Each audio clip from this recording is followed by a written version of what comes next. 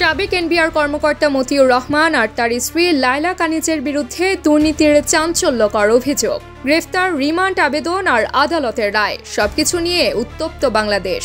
দুর্নীতি দমন কমিশনের মামলায় আলোচিত মতিউর রহমান ও তার প্রথম স্ত্রী সাবেক উপজেলা চেয়ারম্যান লায়লা কানিজ এখন কারাগারে। একদিকে প্লেসমেন্ট শেয়ার ক্রয় বিক্রয়ের অভিযোগ, অন্যদিকে অস্ত্র মামলার শুনানি। কি ঘটছে এই ছাগলকাণ্ডের পেছনে?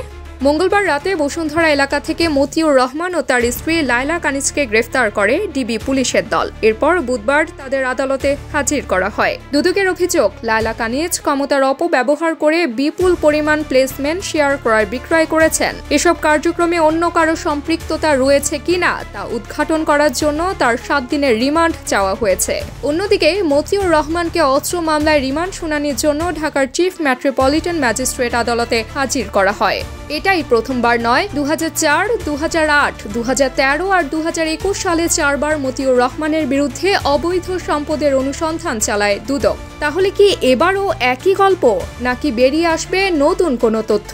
আর ছাগলকাণ্ডের এই ঘটনার সঙ্গে তাদের সম্পৃক্ততার পেছনের আসল রহস্য কি? বাংলাদেশের সাধারণ মানুষের মনে প্রশ্ন, দেশের গুরুত্বপূর্ণ ব্যক্তিরা এভাবে দুর্নীতির জালে জড়িয়ে গেলে সাধারণ মানুষ কাকে বিশ্বাস করবে? আর যদি এই দুর্নীতির অভিযোগ সত্যি হয়, তাহলে এর সমাধান কিভাবে হবে? তাবাসসুম হক, আনিকা, দৈনিক আওয়ার বাংলাদেশ।